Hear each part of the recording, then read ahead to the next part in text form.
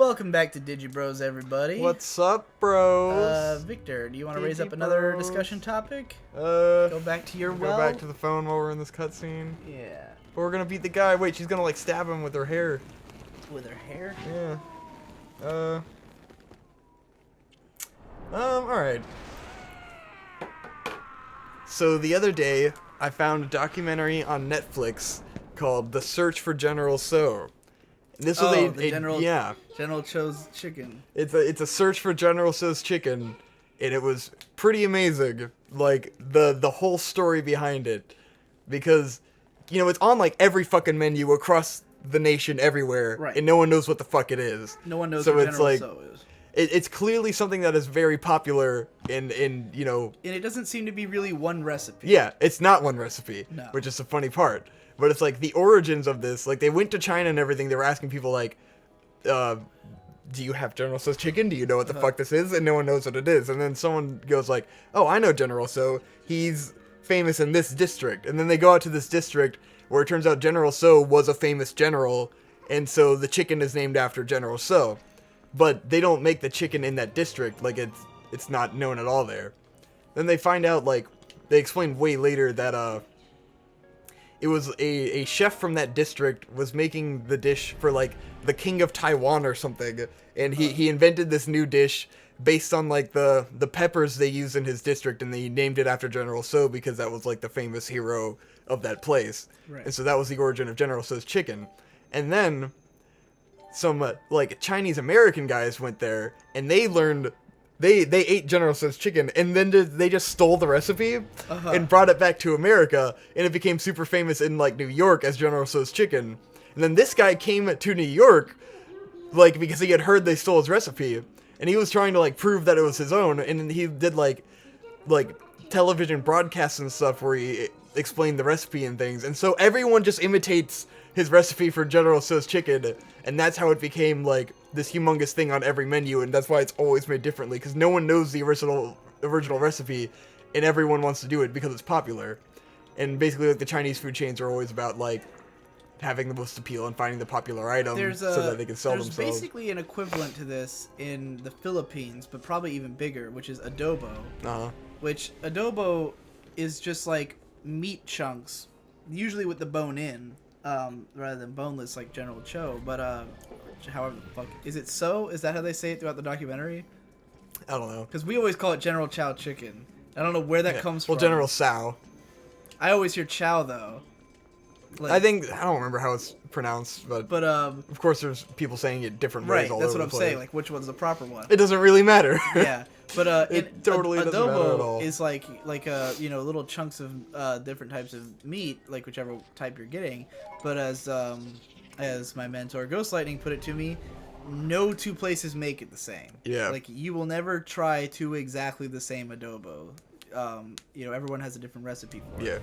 So, yeah, General Tsao is kind of like that, where, like, you get you kind of understand, you get the General Tsao taste, like, it's sticky, sometimes there's a little kick to it, sort of but it's bland. Like, it's supposed to be like, they always use the red peppers, and it's this stir-fried chicken. And then it was like, they went to different places that, like, really nice, famous Chinese restaurants and stuff, and it was like, oh, this place makes it, with more honey because they think Americans like sweet shit, so they put more honey in it.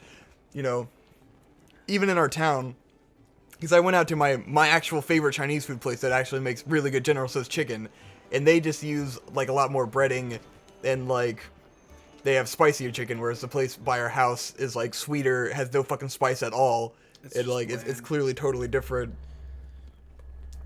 Yeah. But... great documentary. It's just like, it goes on and on about, like, the history of Chinese food in America and how Chinese restaurants have been around since the, like, 1850s.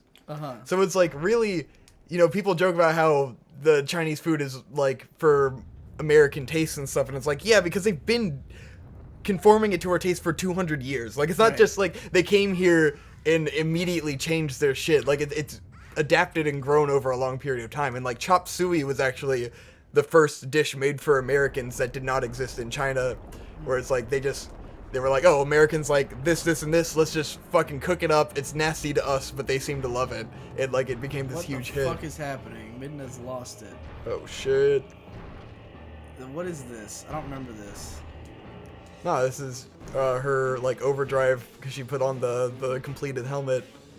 Jesus. Yes. It's like a spider thing. Fuck yeah.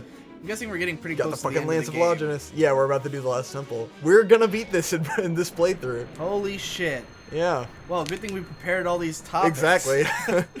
This is gonna be the rest. I was like thinking like, are we gonna run out all these topics or not? Another thing along the lines of the Chinese food thing is that they were explaining, it's been here for 200 years, and it's basically like its own form of like Southern comfort food, where it's like this nostalgic thing for a lot of people, which for us certainly, like I grew up loving Chinese food. It's way more nostalgic to me and like than any other kind of food. And they were talking about like, people will come on Christmas and New Year's and stuff because it's the only place open, and like that for them has become their American tradition of eating American Chinese food. Dude, do you know about fucking KFC in Japan? Yeah. For those in our audience who don't know, on Christmas in Japan, you eat KFC. You eat fried chicken. I don't know why, but it's like basically KFC has like they always have like some kind of special sale or whatever on Christmas, and it's like lines around the fucking block at every KFC for Christmas chicken. Super weird because like in Japan, like Christmas Eve is like the holiday more so than Christmas. Like that's the romantic, like you spend Christmas Eve night together kind of thing, as if you're a romantic couple or whatever, or with your family. So yeah, KFC chicken as a Christmas Eve dish. Really odd thing that people don't really know until they go to Japan and see it, and they're like, "What the fuck is happening?"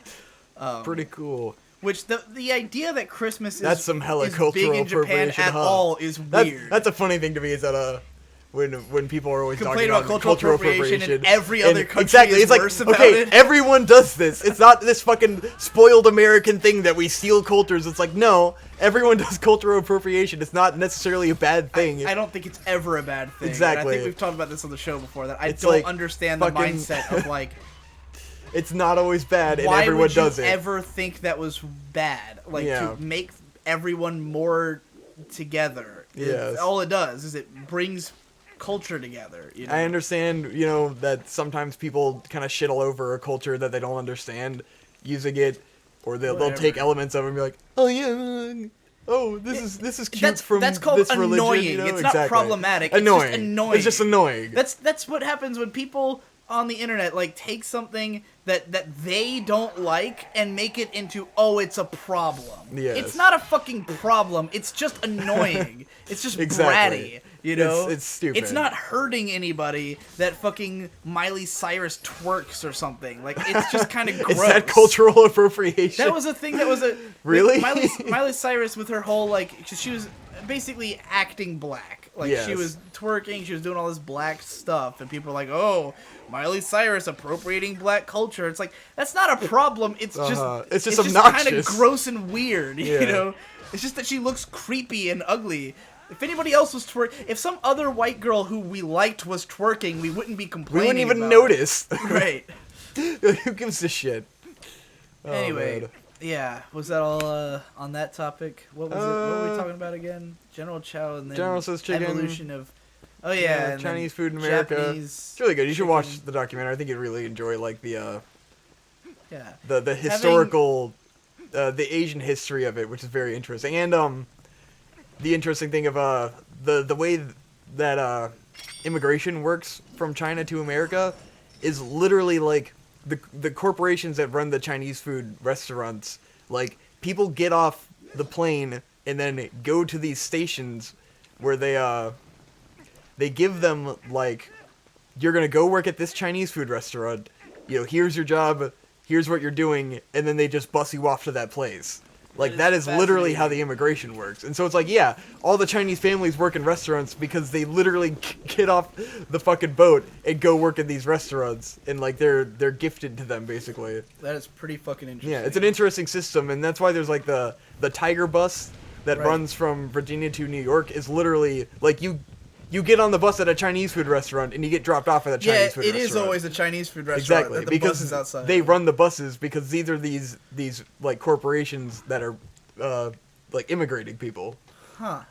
That So is yeah, pretty fucking cool. Like I would love to learn more about that. That is extremely interesting. I've been to the Philippines. I've been to their McDonald's. I've told you what they have at McDonald's in the Philippines. Yes, right? like spaghetti and shit. Yes, and... they have spaghetti, and I don't remember if McDonald's has fried chicken, but I know they have spaghetti because in the Philippines, basically in like the late '80s and early '90s, then McDonald's and KFC like colonized the world for fast food. Which is funny because KFC I don't think is super big here. Like I don't think anyone's favorite restaurant is KFC. Yeah. But it's pretty big. But they branched out. You know, they were one of the first restaurants to make sure that they were in every country. And McDonald's did something similar. Well, when McDonald's was going to come to the Philippines, another restaurant called Jollibee opened up first. And they got really popular. So by the time McDonald's got there, they already had Jollibee and it was already popular, and McDonald's could not conquer Jollibee. So Jollibee is still more popular over there. Jollibee sells cheeseburgers, fried chicken, and spaghetti. It's a fast food place that sells cheeseburgers, fried chicken, and spaghetti. Yeah. That's their menu, and like some other, like little side stuff. But like those are the big three, which would not suit an American appetite at all. I don't think. Like it's a weird combination to us, because they're all different. Like when you think spaghetti, you think Italian restaurant, and when you think fried chicken, I certainly would not eat them in combination. Right. Wait, did you not see that there's lines on the ground to tell you what order to do stuff? There's just lines between all of them. Oh well. Never mind. That's the struggle here. Maybe it's right here. Oh yeah. No, yeah, that's it. Oh. Okay, you're not supposed to hit all of them. That's the thing. So anyways, yeah, McDonald's, in order to compete with Jollibee in the Philippines, has spaghetti. I don't remember if they have fried chicken. They might not, but they definitely have spaghetti. And so, like, yeah, that's a cultural... Yeah. I don't know if I call it cultural appropriation, but it's definitely different. I'm not sure if I explained this on this show already, but there's an episode of Anthony Bourdain I was watching where he goes to, like, I think it was, like, Libya or somewhere. One of those countries that had a revolution pretty recently. Mm. And, Libya. I'm not sure. He was going there and he was talking to a guy, because he was the first, like, American TV person to go there since, like, they're, like, in, like, 40 years or some shit. Holy and he was talking to this guy who was, like, one of the revolutionaries, and they were sitting and eating in a KFC. And he was saying that it was such an honor for them to have put a KFC there, because they could not have that before, because they wouldn't let any, like, foreign businesses come in. So to him having this KFC is, like, a trophy for fucking winning in a revolution. And it's like, it's a that fucking KFC. That is fucking awesome. That he's so proud of to that. us, and that it's just a garbage exactly. restaurant. It's just some fucking shithole to us. But to them, it's like, this is a sign of our revolution. And, like, this great thing that we now have, that we can now have other cultures. Can I just say, and appreciate them. KFC, one of the worst fast food places. Definitely. Did I get a not key or only something because over all there? What was the point of this? First of all, at least here, their chicken is fucking bland. They I wonder if they make it much better overseas. Well, that's the thing. I went to Chick-fil-A with Cider, and Cider had the chicken sandwich, and he said that it's exactly what KFC tastes like in Australia. So it tastes nothing like that here. No. KFC and Chick-fil-A taste night and day different. Yes. Here, KFC's chicken is just fucking bland. It's just chicken. It's nothing added to it. Like, Chick-fil-A is like a flavorful fucking, like, they cook this in some spices or something that make it taste good. KFC is just nothing. Especially the one we have closest to our house. Oh, yeah, is garbage. always There's no one ever there. I don't know how it's still around. There's never anyone there. There's a KFC right across the street from the Chick-fil-A, and the Chick-fil-A is always slammed, and the KFC is always empty. And the thing is, I've gone there, a bunch of times, like maybe once every 6 months, and they never have your food. Like, you go up... Yeah, because they let the, wait 10 minutes while we make your chicken. Always, dude, always. I went up there recently, and I don't remember why. I just had, a craving, and I was like, I'll go to KFC. Why not? Can we get that double down, dog? Trying to double down? No, all I got... It was because I wanted macaroni. I wanted macaroni from somewhere other than Wawa, right? So I go there, and I order a side of macaroni and, some chicken strips. And he's like, it's going to be a 5-minute wait on the chicken strips. And I'm like, how the fuck can a chicken fast food place not have chicken ready for me? Because it's like, they do that a lot at fast food places, but this is a chicken place. Right. Like, Chick-fil-A doesn't make you wait for their fucking chicken. Everywhere else does.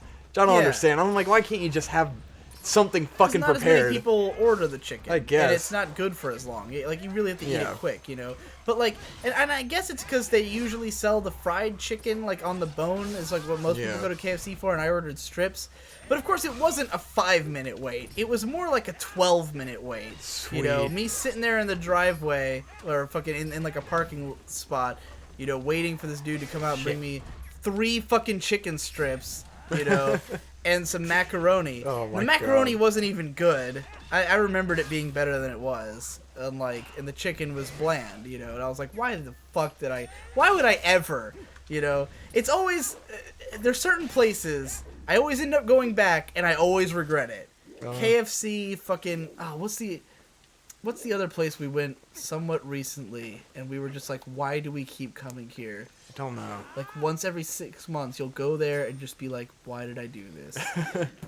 Burger King. Burger King. That's one. Every time I've never... Burger King is fucking awful. Never had good Burger King. And every 6 months to a year, I'll be like, all right, maybe Let's that give it Burger a King shot. will be... Because it was when we were on the way back from Otakon. Yeah. We were like, oh, well, there's a Burger King. That's the only thing we've seen to eat in a while. Fuck it, we'll go maybe there. it won't be bad. And I got a chicken sandwich, and it was fucking god-awful. So, yeah. Oh, shit. Yeah, so it's weird when I hear something like, oh, this tastes just like KFC in Australia, and I'm like, what? Take me to KFC in Australia, can we trade? Is it fucking gourmet there? Jesus Christ. Yeah, if I want this kind of food, I have to go to a fucking Christian restaurant that puts the money into anti-gay establishment. What the fuck? Chick-fil-A? Oh, true. Yeah. KFC sucks, but I guess for some countries... Final showdown, man. Finally fighting this guy for the last time. For some countries, it's a liberation. For some countries, it's a Christmas tradition. Yep. And it sucks shit here. So, how's that for cultural appropriation? A country celebrating a Christian holiday when no one in the country's Christian. Yes. Or a very small percentage are. Super weird. I feel like Japan probably has appropriated our culture more than anything. Yeah. They love our culture. They love us as much as we love them sometimes. Yeah. I'd say the opposite's also true, but it really depends on who you're asking. There's so many American words in the Japanese daily speech. Well, it's not just American words, though. They have French and German words, too. Arubaito. Yes. The weirdest one. They have a language for appropriating other languages. They do. They have an alphabet that appropriates other languages. Katakana is an entire alphabet of appropriated they appropriated words. The Chinese alphabet for kanji, Right, which they took in. The kanji don't mean the same thing in Japanese and Chinese. They just took the shapes and just made their own language out of it. It's not even the same. Super duper. All they do is appropriate cultures. Even though actually the Chinese kind of probably forced kanji on them a little bit. So Alright, that's it for this episode of Digi Bros. I don't know how we got that topic to last as long as we did, but we because really it's an interesting topic. There's a few times I thought we're not going to be able to finish this episode, but as long as I keep talking shit about KFC, I can make it through. Alright, next time on Digi Bros. We beat the guy.